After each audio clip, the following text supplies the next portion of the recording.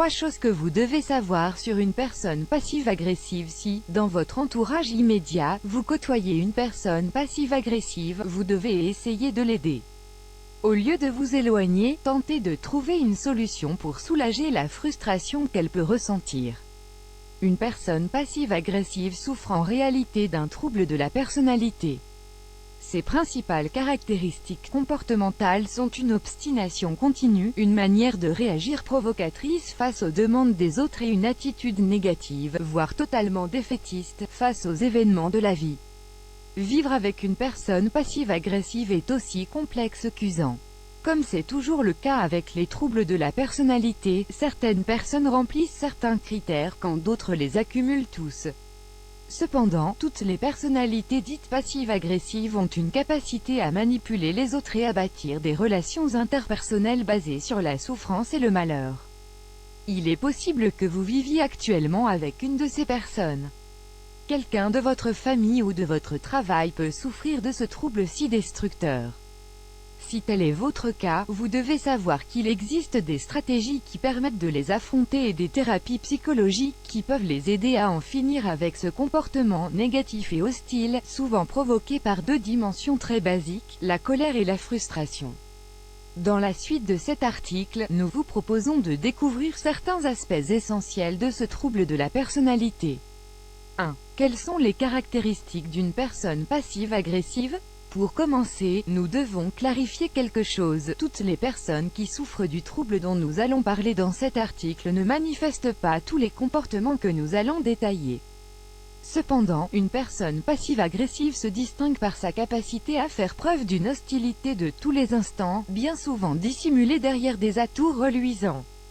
Découvrez également 5 mythes à propos de la personnalité psychopathe. Pour être plus précis, elles sont capables de faire du mal aux autres de manière consciente, tout en déguisant leur comportement nocif en tendresse, alors qu'en réalité elles cherchent à humilier, contrôler ou ridiculiser les autres. Voici les caractéristiques basiques des personnes passives-agressives. Elles aiment critiquer les autres. Aucune réalité, aucun être humain et aucune situation ne peuvent échapper à une bonne critique de leur point de vue. Lorsque nous parvenons à bien les connaître, nous découvrons qu'elles se montrent souvent désagréables et irritées par quelque chose. Cependant, lorsqu'elles attendent quelque chose des autres, elles n'hésitent pas à être aimables, attentives et chaleureuses. Elles oublient rapidement certaines choses pour ne pas en assumer la responsabilité. Elles ne terminent jamais ce qu'elles commencent. Elles sont cyniques. Elles font preuve d'une capacité formidable à rejeter la faute sur les autres, même si elles sont responsables. Elles se présentent comme victimes, comme dévalorisées, comme malheureuses. Elles détestent toutes les formes d'autorité. Elles rejettent les suggestions des autres.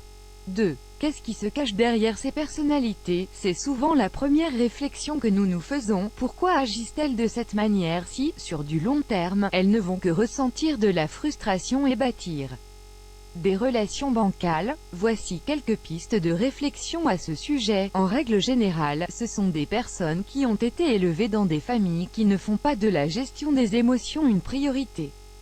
Elles n'ont jamais appris à canaliser leur frustration ou à se défaire de leur colère. Elles ont une très faible estime d'elles-mêmes. Petit à petit, elles se sont rendues compte qu'en contrôlant les autres et en prenant une position de pouvoir, elles pouvaient dissimuler leurs propres carences. Elles ont également pris conscience, à un moment de leur existence, que le fait de se montrer aimable ou tendre pouvait leur permettre d'obtenir ce qu'elles désiraient. Elles ne savent pas gérer leurs émotions négatives. Le fait de ne pas y parvenir intensifie leur colère et la sensation qu'elles éprouvent selon laquelle le monde est injuste. Elles pensent être des personnes incomprises. 3. Comment traiter une personne passive-agressive? Il est fort possible que la première chose que nous ayons envie de faire face à une personne passive-agressive est de fuir. Il nous faut d'emblée vous dire que ce n'est pas la bonne attitude, et ce, pour plusieurs raisons.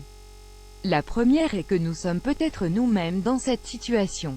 La seconde est que nous ne devons pas toujours fuir devant quelque chose qui nous fait peur ou qui nous paraît trop complexe. Comprendre la première chose que nous devons faire est de comprendre. Comprendre les bases de ce trouble peut grandement nous aider à y faire face. Nous devons ensuite éviter de céder au contrôle exercé par la personne que nous avons en face de nous. Nous devons lui expliquer les conséquences de ses actes et lui dire que ses comportements ne sont pas bons, voire qu'ils ne sont pas logiques. Nous ne pouvons pas oublier que ce qui nourrit une personne passive-agressive est sa faible estime d'elle-même. Elle a donc avant tout peur de se retrouver toute seule. Ne pas céder, vous devez être assertif, mettre des limites, être raisonnable et suggérer d'autres options comportementales à la personne qui se trouve en face de vous. Si tu me parles avec cynisme, je ne te ferai pas confiance. Tu dois me respecter. Si tu es si négatif, tu finiras par t'isoler dans tes propres peurs.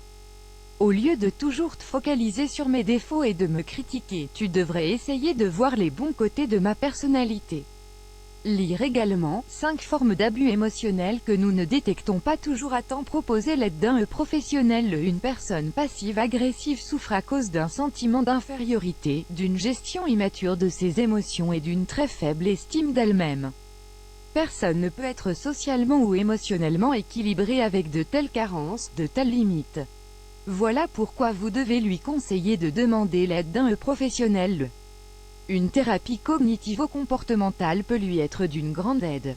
Il est nécessaire de garder à l'esprit qu'une personne passive-agressive n'est pas malade, mais qu'elle porte une armure antipathique et qu'elle se conduit de manière manipulatrice. C'est avant tout une personne fragile qui a besoin d'être aidée. Nous devons l'aider à trouver le chemin du bien-être. Ceci peut notamment passer par une thérapie, qui pourrait changer sa vie du tout au tout et lui rendre son bonheur. Image principale de copyrightwikio.com